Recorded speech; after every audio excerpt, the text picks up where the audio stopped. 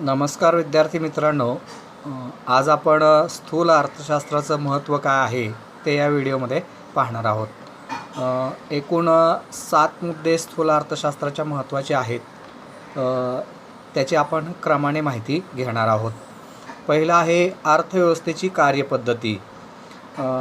स्थूल आर्थिक विश्लेषण आपल्याला आर्थिक व्यवस्थेच्या कार्यपद्धतीची कल्पना देत असतं. हे जे विश्लेषण आहे स्थूल आर्थिक विश्लेषण हे व्यापक आणि गुंतागुंतीच्या अर्थव्यवस्थेतील एकूण आर्थिक चलांचं वर्तन समजून घेण्यासाठी आपल्याला मदत करत असतं. म्हणजे या ठिकाणी प्रामुख्यानं स्थूल आर्थिक विश्लेषण जे आहे यामध्ये स्थूल आर्थिक चलं जे आहेत कोणकोणते आहेत तर एकूण रोजगार, एकूण बचत, एकूण गुंतवणूक, एकूण उपभोग, एकूण उत्पादन, एकूण मागणी, एकूण पुरवठा ही जी वेगवेगळी आर्थिक चलं आहेत या आर्थिक चलांचा वापर करत असताना वर्तन कशा पद्धतीचं घडून येत असतं किंवा वर्तनामध्ये कोणकोणत्या प्रकारचे बदल घडून येत असतात ते समजून घेण्यासाठी म्हणजेच थोडक्यात काय अर्थव्यवस्थेची कार्यपद्धती जी आहे ती समजून घेण्यासाठी स्थूल अर्थशास्त्राचं महत्त्व हे निश्चितच जास्त आहे. दुसरं आहे आर्थिक चढ उतार. आर्थिक चढ उतारामध्ये प्रामुख्यानं उत्पन्नातील चढ उतार असेल, उत्पादन आणि रोजगार यामधील चढ उतार असेल, त्यांची कारणं असतील, त्यांचं नियंत्रण असेल, त्यांची तीव्रता कमी करण्यासाठी स्थूल अर्थशास्त्राचं विश्लेषण जे आहे ते निश्चितच महत्त्वाचं आहे. उत्पन्नामध्ये चढ उतार अनेक वेळा होत असते. व्यक्तीचे उत्पन्न जे आहे ते रोजगारावरती अवलंबून असते, व्यवसायावरती अवलंबून असते. अनेक लोकांचे अनेक व्यवसाय कोणत्या ना कोणत्या कारणाने सुरू असतात किंवा बंद पडत असतात. कोणतंही संकट येऊ शकतं, त्याचा परिणाम व्यवसायावर आणि रोजगारावरती होताना आपल्याला दिसून येत असतो. त्यामुळे उत्पन्नात चढ उतार होत असते. उत्पन्नात चढ उतार झाला की रोजगारावर त्याचा मोठ्या प्रमाणात परिणाम होत असतो.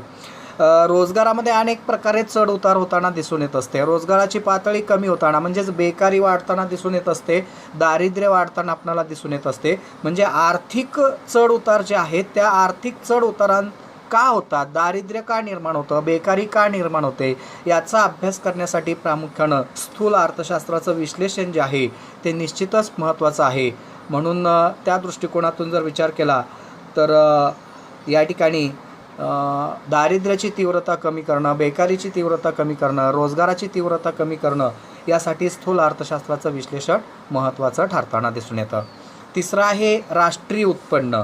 राष्ट्रीय उत्पन्न आपण कशाला म्हणतोय तर 1 वर्षाच्या कालखंडामध्ये देशात तयार होणाऱ्या वस्तू आणि सेवा यांचं पैशातील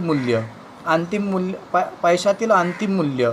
आता 1 वर्षाच्या कालखंडात देशात तयार होणाऱ्या वस्तू आणि सेवा म्हणजे स्थूल अर्थशास्त्राच्या अभ्यासामुळे आपल्याला राष्ट्रीय उत्पन्न आणि सामाजिक लेखा जे आहे यांचं महत्त्वाचं असं स्थान आहे.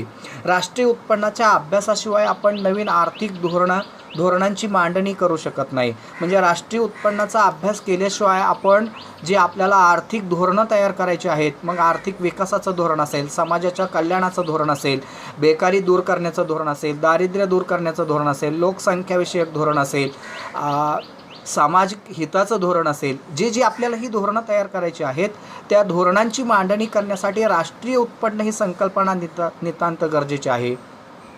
राष्ट्रीय उत्पन्न या संकल्पनेचा समावेश स्थूल अर्थशास्त्रामध्ये आहे. म्हणून स्थूल अर्थशास्त्राचा अभ्यास जो आहे निश्चितच महत्त्वाचा आहे. म्हणून राष्ट्रीय उत्पन्नाला स्थूल अर्थशास्त्रामध्ये महत्त्वाचं असं स्थान आहे. चौथा घटक आहे आर्थिक विकास. आर्थिक विकासाची प्रक्रिया आपल्याला साध्य करावयाची आहे. मग स्थूल अर्थशास्त्रामध्ये जे प्रगत अभ्यास आहे, आधुनिक अभ्यास आहे स्थूल अर्थशास्त्राचा, त्यामुळं भारतासारख्या विकसनशील देशामध्ये जे दारिद्र्य आहे, जी बेकारी आहे, जी उत्पन्नातील विषमता आहे, या ज्या संकल्पना आहेत किंवा या ज्या क्रिया घडताना दिसून येत आहेत किंवा लोकांच्या राहणीमानातला बदल आहे, या समस्या ज्या आहेत त्या समजून घेण्यासाठी आपल्याला स्थूल अर्थशास्त्राचा उपयोग हा होत असतो. म्हणजे देशाचा आर्थिक विकास साध्य करण्यासाठी देशामधल्या ज्या आर्थिक समस्या आहेत त्या समजून घेण्यासाठी, मग दारिद्र्याची समस्या असेल, बेकारीची समस्या असेल, रोजगाराची समस्या असेल, आर्थिक कल्याणाची समस्या असेल, ज्या ज्या काय अर्थशास्त्रामध्ये असणाऱ्या ज्या समस्या आहेत किंवा राष्ट्रासमोरच्या अनेक ज्या मोठमोठ्या समस्या आहेत, राष्ट्रीय प्रश्न म्हणतो, लोकसंख्येसमोरची समस्या असेल, लोकसंख्या वाढीची समस्या असेल, ज्या ज्या समस्या आहेत त्या समस्या सोडवण्यासाठी किंवा लोकांच्या राहणीमानातला जो फरक आहे याचं मोजमाप करण्यासाठी, लोकांचं राहणीमान उंचावलेलं आहे की नाही, म्हणजेच देशाच्या एकूण राष्ट्रीय उत्पादनात किंवा स्थूल राष्ट्रीय उत्पादनात वाढ होते की नाही याचा अभ्यास करण्यासाठी प्रामुख्यानं स्थूल अर्थशास्त्र ही संकल्पना किंवा स्थूल अर्थशास्त्र हे महत्त्वाचं आहे. म्हणून देशाच्या आर्थिक विकासामध्ये स्थूल अर्थशास्त्राला महत्त्वाचं असं स्थान आहे. पुढचा मुद्दा आहे अर्थव्यवस्थेची कामगिरी. संपूर्ण अर्थव्यवस्थेच्या कामगिरीचं विश्लेषण करण्यासाठी स्थूल अर्थशास्त्र निश्चितच महत्त्वाचं आहे. स्थूल अर्थशास्त्रामध्ये संपूर्ण अर्थव्यवस्थेचा अभ्यास केला जात असतो आणि त्याची कामगिरी कशा पद्धतीने होते. उदाहरण द्यायचं तर राष्ट्रीय उत्पन्नाच्या आकडेवारीचा दीर्घ काळामध्ये अर्थव्यवस्थेच्या कामगिरीचं मापन कशा पद्धतीने करता येतं, म्हणजे राष्ट्रीय उत्पन्न मापनाच्या पद्धती कोणत्या, त्यानुसार राष्ट्रीय उत्पन्न कोणत्या पद्धतीने आपल्या देशामध्ये मोजलं जात असतं, कशा पद्धतीने त्याचा वापर केला जात असतो. म्हणजे राष्ट्रीय अर्थव्यवस्थेची कामगिरी समजून घेण्यासाठी राष्ट्रीय उत्पन्न या संकल्पनेचा नितांत आपल्याला गरज आहे आणि राष्ट्रीय उत्पन्न ही या संकल्पनेचा समावेश जो आहे तो स्थूल अर्थशास्त्रामध्ये होत असतं. त्याच पद्धतीनं एका कालावधीतलं उत्पादित वस्तू आणि सेवांची तुलना दुसऱ्या कालावधीतील उत्पादित वस्तू आणि सेवांशी आपल्याला करता येते. म्हणजेच काय तर या ठिकाणी यावर्षी कोणकोणत्या वस्तू आणि सेवांची निर्मिती झालेली आहे एक वर्षाच्या कालखंडामध्ये, गेल्या वर्षी कोणत्या वस्तू आणि सेवांची निर्मिती झालेली आहे, मग त्याची आपल्याला तुलना करता येते. थोडक्यात काय, स्थूल राष्ट्रीय उत्पादनात देशात कोणकोणत्या वस्तू आणि सेवामुळं मोठ्या प्रमाणात वाढ झालेली आहे, गेल्या वर्षी कोणत्या वस्तू आणि सेवांची वाढ झालेली होती, यावर्षी कोणत्या वस्तू आणि सेवांची वाढ झालेली आहे, याची तुलना करण्यासाठी स्थूल अर्थशास्त्र महत्त्वाचं आहे. म्हणजेच काय, अर्थव्यवस्थेची कामगिरी समजून घेण्यासाठी स्थूल अर्थशास्त्र निश्चितच महत्त्वाचं आहे. त्याच्यानंतर पुढचा मुद्दा आहे स्थूल आर्थिक चलांचा अभ्यास. अर्थव्यवस्थेचं कार्य समजून घेण्यासाठी आपल्याला स्थूल आर्थिक चलांचा अभ्यास करणं गरजेचं आहे. संपूर्ण अर्थव्यवस्थेचा आपल्याला अभ्यास करायचा आहे आणि त्यासाठी आपल्याला जर तो अभ्यास करायचा असेल, अर्थव्यवस्थेची कामगिरी आपल्याला समजून घ्यायची असेल, कार्यपद्धती जर आपल्याला समजून घ्यायची असेल तर स्थूल आर्थिक चलांचा अभ्यास करणं गरजेचं आहे. आपल्या अर्थव्यवस्थेमध्ये मुख्य आर्थिक अनेक प्रकारच्या समस्या आहेत. तेजी मंदीची समस्या आहे, महागाईची समस्या आहे, लोकसंख्या वाढीची समस्या आहे, बेकारीची समस्या आहे. या ज्या आर्थिक समस्या आहेत, आपल्या अर्थव्यवस्थेतल्या या मुख्य समस्या आहेत, त्यांचा अभ्यास जर आपल्याला करायचा असेल तर त्यासाठी प्रामुख्यानं स्थूल आर्थिक चलांचा अभ्यास. मग हे स्थूल आर्थिक चलं कोणती, तर एकूण उत्पादन, एकूण उत्पन्न, एकूण रोजगार, एकूण पुरवठा, एकूण मागणी, एकूण बचत, एकूण गुंतवणूक, ही जी काय स्थूल आर्थिक चलं आहेत या स्थूल आर्थिक चलांचा अभ्यास करणं, सामान्य किंमत पातळी, अशा आर्थिक चलांचा अभ्यास करणं गरजेचं आहे. आणि या सगळ्या ज्या संकल्पना आहेत या सगळ्या संकल्पना स्थूल अर्थशास्त्रामध्ये येतात. म्हणून स्थूल अर्थशास्त्राचं निश्चितच महत्त्व जास्त आहे. म्हणजे स्थूल आर्थिक चलांचा अभ्यास करणं हे स्थूल अर्थशास्त्राचं महत्त्वाचं काम आहे किंवा महत्त्वाचा उपयोग होताना दिसून येत असतो. आणि शेवटचा मुद्दा आहे सामान्य रोजगार पातळी. स्थूल अर्थशास्त्रात रोजगाराची सर्वसाधारण पातळी आणि उत्पादनाचं विश्लेषण जे आहे ते करण्यासाठी मदत होत असते. रोजगाराची सर्वसामान्य पातळी निश्चित करणं म्हणजे पूर्ण रोजगार पातळी निर्माण करणं. आता पूर्ण रोजगार पातळी निर्माण करायची असेल तर एकूण रोजगार वाढला पाहिजे, रोजगाराची पातळी देशात वाढली पाहिजे. त्यासाठी लॉर्ड केन्स यांनी the general theory of interest and money या ग्रंथामध्ये त्याचं विवेचन त्यांनी चांगल्या पद्धतीने केलेलं आहे.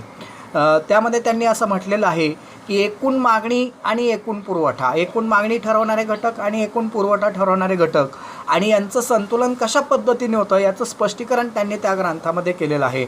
म्हणजेच पूर्ण रोजगार पातळी प्रस्थापित करणं किंवा करण्यासाठी स्थूल अर्थशास्त्राच्या संकल्पनांचा आपणाला वापर करता येत असतो. उत्पादनाचं विश्लेषण जे आहे, कोणकोणत्या वस्तू आणि सेवांची उत्पादकता देशामध्ये मोठ्या प्रमाणात वाढते, मग ते नैसर्गिक घटकावरती असेल, उत्पादकाच्या कौशल्यावरती असेल, म्हणजे उत्पादनाचं विश्लेषण जे आहे ते करण्यासाठी सुद्धा आणि सामान्य रोजगार पातळीचं विश्लेषण करण्यासाठी स्थूल अर्थशास्त्रातल्या संकल्पनांचा वापर होताना दिसून येत असतो. म्हणून स्थूल अर्थशास्त्र हे महत्त्वाचं अर्थशास्त्र आहे असं म्हटलं जातं. आजपर्यंत आपण स्थूल अर्थशास्त्र, सूक्ष्म अर्थशास्त्र याचा अर्थ, व्याख्या, व्याप्ती, वैशिष्ट्ये आणि महत्त्व याचा विचार आपण केलेला आहे. संपूर्ण प्रकरणामध्ये आपण स्थूल अर्थशास्त्र आणि सूक्ष्म अर्थशास्त्र यांची चर्चा केलेली आहे. यांच्यामध्ये फरक काय, साम्य काय याचाही विचार आपण केलेला आहे. फरकाचा विचार केला तर त्या दृष्टिकोनातून दोन्हीच्या व्याख्या काय आहेत, सूक्ष्म अर्थशास्त्र आणि स्थूल अर्थशास्त्राची व्याख्या, सूक्ष्म अर्थशास्त्राची आणि स्थूल अर्थशास्त्राची साधनं काय आहेत, या दोन्ही अर्थशास्त्राच्या व्याप्ती कशा पद्धतीची आहे, स्थूल अर्थशास्त्र आणि समग्र अर्थशास्त्राचं महत्त्व कशा पद्धतीनं आहे. स्थूल अर्थशास्त्राला आपण उत्पन्न आणि रोजगार सिद्धांत म्हणतो, सूक्ष्म अर्थशास्त्राला आपण किंमत सिद्धांत किंवा मूल्य सिद्धांत असं म्हणतो. आणि याची उदाहरणं काय आहेत याच्या स्पष्टीकरणाद्वारे आपण संपूर्ण अभ्यास या ठिकाणी केलेला आहे. या ठिकाणी आपलं आज हे प्रकरण संपतं आहे. पुढच्या व्हिडिओमध्ये आपण नवीन प्रकरणाचा अभ्यास करणार आहोत. धन्यवाद.